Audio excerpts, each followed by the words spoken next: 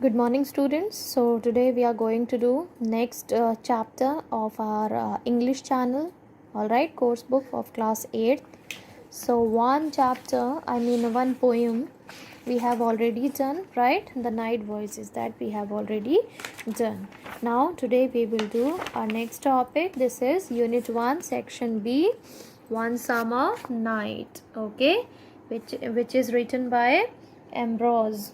Okay, which is written by, we can see here, which is written by Ambrose Bierce, right? Okay, now start this chapter. So before starting it, I just want to give you in short what is the chapter all about. Okay, first we will read what is given for you. Do you like to read stories? What's your favorite story? What's your favorite kind? Detective, humorous, suspense, romance, or horror story? Do you think a story about a graveyard on a dark, stormy night can be humorous? Read on to find out. Okay, so this story is a horror and humorous. Okay, so just read about this. Before reading, I just want to give you just a brief of this chapter. What is there? Okay, so one summer night we were talking about. So this story opens with the thoughts of a man named Henry Armstrong. Okay, Henry Armstrong, who has been buried alive. Okay, he was buried alive, right? He comes to terms with this fact fairly quickly. He is very ill and has become apathetic about whether he lives or dies. He falls asleep with no concern for his fate. Now, meanwhile, above ground, what was happening? A storm approaches as three men dig up the grave of Henry Armstrong. Two of the men were medical students, and one of them is a cemetery employee whose name was Jez. Okay, the narrator suggests that Jez has done this kind of thing before. Okay, so he was doing this work, he was engaged in this kind of work from many years, and a horse and wagon waits outside the cemetery. So presumably for the body of the Armstrong. So presumably, so it will be for that body of Henry Armstrong, because those two medical students has arrived there to take a dead body for some kind of researches they were doing. They were for practice. All right, so the grave has only recently been filled in, so the man finished the job easily, right? It was very easy to just dig up the body from there, because he was buried from some hours before. When Jess unscrews the cover of the casket is what? In which Henry was inside. This is casket, okay, in which he was. Now, Henry Armstrong sits up, and the two medical students run away terrified. They were thinking that now they are watching a ghost. So Jez stays because he was involved in this kind of business, in this kind of work from many years. Okay, so he was used to about it. Now the students meet the next morning at a medical college and express their apprehension that what they saw yesterday, what they saw last night. So they find a familiar horse and wagon hitched behind the building near the dissecting room.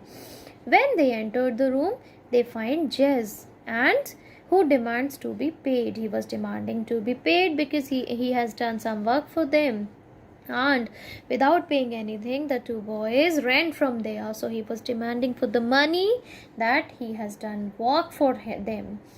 On a table, and there was a table, on a table lies the dead body of Henry Armstrong with a fresh head wound. So here the summary ends, and I hope it will help you to understand the story. Okay, let's start it now. Now understand all the things. Okay, so this is the story. Henry Armstrong was, and yes student, I just want to tell you, I just posted the PDF files of all the chapters of your English as well as science, okay, on Snapshot. That's Snapbook. Please check that. Okay, Henry Armstrong was buried, but that didn't prove he was dead. He was buried, but he was not dead. He had always been a difficult man to convince, okay? He was not easily convinced. It was very difficult to convince him. He lay flat upon his back with his hands crossed upon his stomach and tied with something that he easily broke. The inability to move his body, the black darkness, and complete silence made it impossible not to believe that he was buried. So he accepted it. So it was about that body, that of Henry Armstrong. But dead? No. He was only very, very ill. Being so sick, he didn't greatly concern himself with the unusual circumstances. So, which were unusual circumstances? That he was buried and he was in a casket. He found himself in. No philosopher was he. He was not any philosopher, just an ordinary person with a disease. So, with no particular fear for his immediate future, he fell asleep, and all was at peace with Henry Armstrong. And then he was with the peace means he was dead now. But some time was going on overhead. It was a dark summer night, shot through with occasional shimmers of lightning, silently lighting up a cloud lying low to the west. It was signaling a storm. So basically the season was, it was going to rain, it was going to storm. Okay, the storm was coming there. It was giving a signal. So these brief flashes of light brought out with ghastly clarity. Ghastly means here the terrifying, the terror. Okay, the monuments and headstones of the cemetery, and seemed to set them dancing. It was not a night in which any witness whose word could be depended on was likely to be moving about a cemetery. So, the three men who were there digging into the grave of Henry Armstrong felt reasonably secure, and they were thinking that there will not be anything. All right, they were being very secure, they were feeling very safe that nothing will happen, because they were the student of medical college and they need a dead body, right, for practice. Two of them were, so it is given here, two of them were young students from a magical college of a few miles away. The third was a, who was third? The third was a gigantic man known as Jazz, right? For many years, Jazz had been employed at the cemetery as a man of all work, and it was his favorite pleasantry. And he was feeling very comfortable, very happy doing that work, because he was involved in this kind of work from many years. That he knew every soul in the place, he know who is where the one is buried, right? Outside the wall, furthest from the public road, was a horse and a light wagon waiting, all right, waiting for the dead body, okay, to carry from there. The work of excavation, what is it? Excavation, that is to dig. Excavation was not difficult, because the earth with which the grave had been loosely filled a few hours before offered little resistance and was soon thrown out. So it was very easy to dig it, because that soil was not so hard at that time, because the dead body was buried before some hours. Okay, removal of the casket from its grave was less easy. It was very easy, but it was taken out, for it was a perquisite of Jazz, because Jazz was having a right to do that, because he was the man of all work in that cemetery. So he carefully unscrewed the cover and laid it aside, exposing the body in black trousers and white shirt. So what he was wearing? Black trouser and white shirt. At that instant, a cracking shock of thunder shook the stone wall, and Henry Armstrong tranquilly sat up. He just sat up there. Tranquilly means slowly, with inarticulate to return, and it was looking like he will not return. Inarticulate cry means it was not understandable, his cries were not understandable. The two students fled in terror. Nothing on earth could have persuaded the two to return, so they just started to run from there, and nothing on this earth can stop them to do so. Cannot cannot just make them to return there.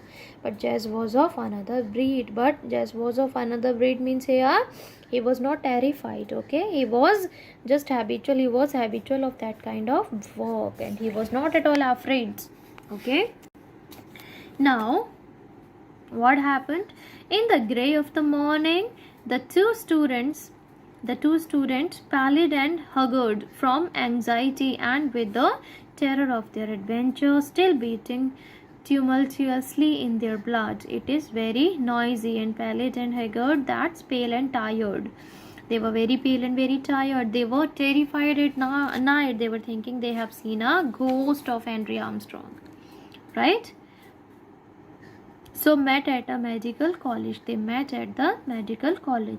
You saw it, cried one. One of them to ask that have you seen that?